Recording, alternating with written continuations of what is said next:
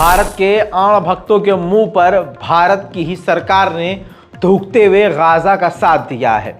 मेरे दोस्तों, हैरत करने वाली बात बता रहा हूं। जो भारत में रहने वाले हिंदू समाज के सड़े हुए अंग के आतंकवादी सोच के नाली के कीड़े कुत्ते की सोच वाले लोग जो सोशल मीडिया पर लिख रहे थे आई स्टैंड विद इजराइल, उनके मुंह पर मूत दिया है।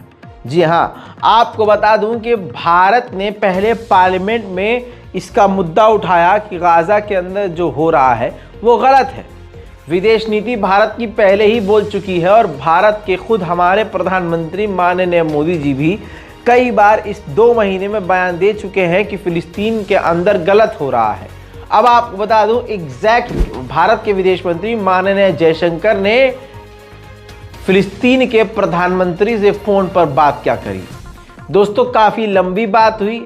सबसे पहले भारत के विदेश मंत्री माननीय जयशंकर ने कहा फिलिस्तीन के प्रधानमंत्री से कि 7 अक्टूबर को इजराइल के ऊपर जो टेररिस्ट अटैक हुआ वो सही नहीं है। हकीकत यह है कि कानून के मुताबिक वो सही भी नहीं था, लेकिन इस लाइन के बाद भारत ने बड़ा स्टैंड लिया फिलिस्तीन का। कहा कि भारत हमेशा से फिलिस्तीन का साथी था, है और रहेगा। फिलिस्तीन के बुरे वक्त का साथी भारत है और हर तरह से मदद के लिए तैयार है। सिर्फ इतना ही नहीं, भारत ने जो अपना स्टैंड दिखाया है गाजा के लोगों के लिए पूरा मजबूत स्टैंड दिखाया है। भारत के विदेश मंत्री माननीय जयशंकर ने साफ कहा कि गाजा के अंदर जो हो रहा है, यानी गाजा में जो सिविलियंस के खिलाफ हमले हो रहे हैं वो सरासर गलत है। इतना ही नहीं, वेस्ट बैंक में आप जानते हैं कि सिविलियंस को निशाना बना रहे हैं सेटलर्स लगातार वेस्ट बैंक में फिलिस्तीनियों को मार काट रहे हैं। तो भारत के विदेश मंत्री ने साफ तौर से फिलिस्तीन के प्रधानमंत्री से कहा कि वेस्ट बैंक में भी जो हो रहा है हम उसके खिलाफ हैं और उसका समर्थन नहीं करते हैं, नहीं होना चाहिए।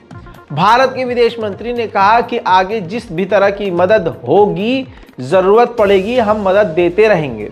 इस जंग का हल डायलॉग के जरिए, डिप्लोमेटिक रास्ते के जरिए बातचीत करके जंग का हल निकालना होगा, क्योंकि जंग से किसी का कोई फायदा नहीं है।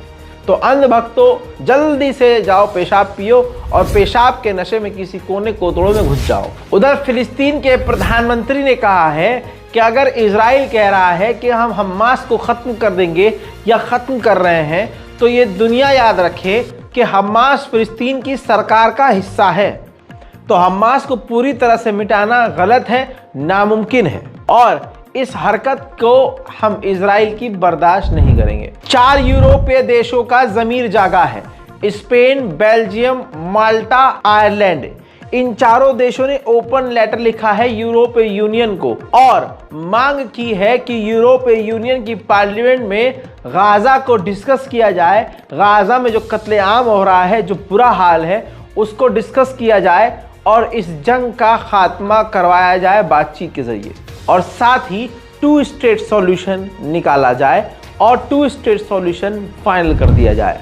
वहीं कतर के प्रधानमंत्री ने साफ कह दिया है कि अभी तक तो जो कट्टरवाद था, लेकिन अब गाजा की पूरी एक बड़ी पीढ़ी और पूरी जनसंख्या कट्टर से कट्टरवाद की तरफ आगे बढ़ चुकी है। मेरे दोस्तों, एक बड़ी खबर और, फिलिस्तीन के प्रधानमंत्री ने अमेरिका और इजराइल को निशाने पर लेते हुए कहा है कि जिस तरह से अमेरिका ने वीटो पावर का इस्तेमाल करके गाजा पर हमले जारी रखवाए हैं, तो अमेरिका को भी इजराइल को गाजा पर हमला करने का जिम्मेदार ठहराना ही चाहिए।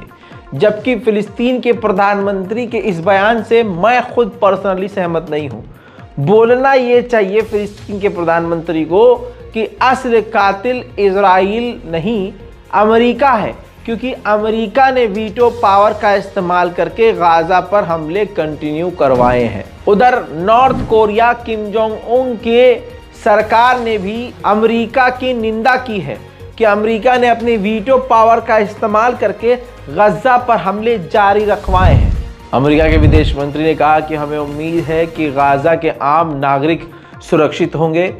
ताज़ा तरीन जो हमले हो रहे हैं उसमें सिविलियंस को निशाना नहीं बनाया जाएगा, अमेरिका ये उम्मीद करता है। उधर गाजा ने जानकारी दी है 142 आम नागरिकों को, खासकर 142 महिलाएं और बच्चे जो गाजा से इजराइल ने उठाए और उनको इजराइल की जेल में डाल दिया।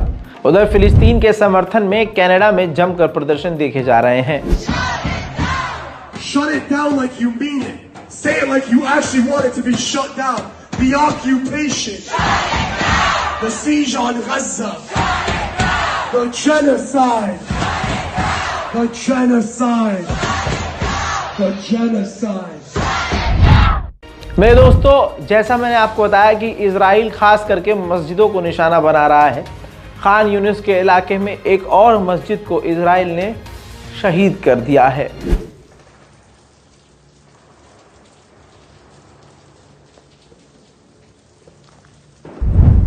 दोस्तों, ये थी डिटेल रिपोर्ट। ज़्यादातर तमाम खबरों को निकाल कर कुरेद कर आपके सामने रखा है, जबकि हालत मेरी डाउन है, आप जानते हैं। इस रिपोर्ट को शेयर कीजिए। अपनी जो राय है, सोच है, इस वीडियो को देखने के बाद, रिपोर्ट को देखने के बाद नीचे कमेंट में ज़रूर लिखिएगा और चैनल को सब्सक्राइब ज़रूर कीजिएगा। क्योंकि बहुत सारे लोगों को मैंने देखा है फेस टू फेस, जब वो मिलते हैं कहते हैं रज़ा भाई आपकी वीडियो नहीं आ रही है। तो मैं बता दूं कि फेसबुक पर हम अपलोड ही नहीं करते हैं। फेसबुक पर हमारे चाहने वाले, हमसे मोहब्बत करने वाले, जिसे आप फ़ैन कहते हैं, वो लोग अपलोड करते हैं।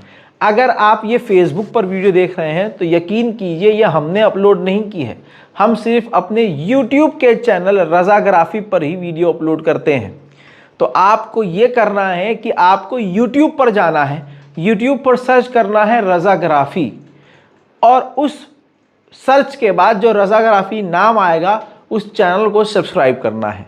जब आप उस चैनल को क्लिक करके सब्सक्राइब करेंगे तो आपको सबसे पहले नोटिफिकेशन, यानी सबसे पहले आपको पता चल जाएगा जैसे ही हमारा वीडियो अपलोड होगा। और आपको YouTube पर ही आना होगा हमारे वीडियो को देखने के लिए, ताकि आपको सबसे पहले खबर मिल जाए। फेसबुक पर हम अपलोड नहीं करते हैं, इसलिए आपसे गुजारिश है कि YouTube चैनल को, हमारे रज़ाग्राफी को सब्सक्राइब करें और दूसरों से भी करवाएं। जय हिंद।